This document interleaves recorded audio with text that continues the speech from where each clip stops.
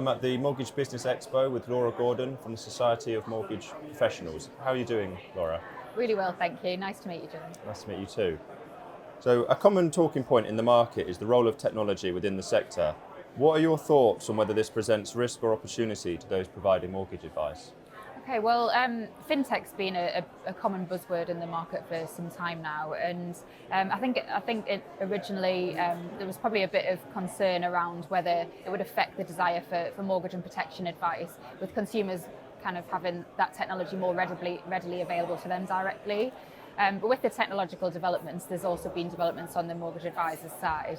So they're then able to streamline their processes and make efficiencies within their business and really provide that holistic advice that they've been striving to achieve for their customers.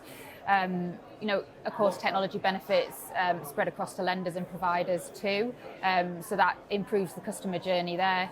And I think the biggest risk really is not embracing the technology and missing out on the benefits of it rather than the actual technology itself. Okay. So what advice do you have for those looking to add equity release advice to their services? So for those looking to move into the equity release market, I think it's making sure that you've built your network of support. So talk to your network, talk to your club. They'll have some invaluable experience as to kind of other businesses, other advisors that have moved into that space and give some guidance there. But the legal process is very different for equity release, so it's important to understand that process fully and make sure that you've got the right connections in that space. The qualifications itself, if you're already kind of level 3 mortgage qualified, it is just one additional unit to qualify for equity release, but that's just the absolute start of it. You do most of the learning after you've got the qualification. So it's making sure you've got that support network around you.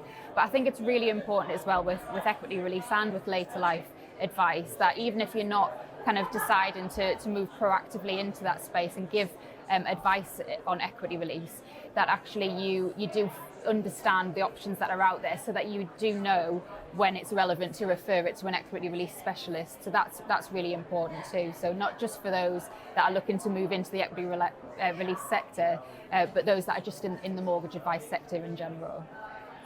All right, so in your view, what are some of the key challenges and opportunities advisors have in the mortgage sector over the coming months? So technology and equity release, obviously we've already mentioned, but there is a huge opportunity in regards to the low interest rate environment that we have at the moment. Remortgaging doesn't necessarily have to be at the end of a fixed rate mortgage deal. It could well be that it's beneficial for a customer to actually change their mortgage and pay an early repayment charge because the interest rates have changed that much.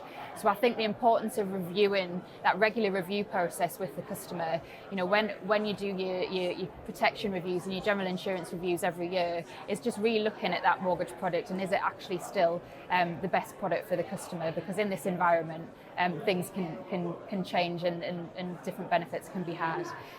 So I think that's a real important one. Protection itself is a huge gap. We've got a huge protection gap, so it's making sure that people are taking advantage of talking to customers about protection at the moment. I think people are more open to that discussion because of everything that's gone on over the last 2 years, so not missing out on that opportunity.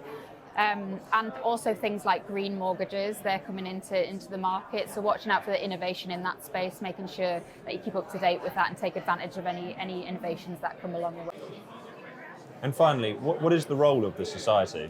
So the Society of Mortgage Professionals is the largest professional body in the mortgage and protection sector. So we have over 11,000 members now, and we're part of the Chartered Insurance Institute group. So we are bound by the Royal Charter. We're there to help secure and justify the confidence of the public in the profession. So customers, when they go to a mortgage advisor, quite rightly would expect that the highest level of professional standards. So being a member of the Society of Mortgage Professionals, advisors are able to demonstrate that actually they're holding themselves in a higher regard than just the regulatory minimum. So they're committed to long-term training and development.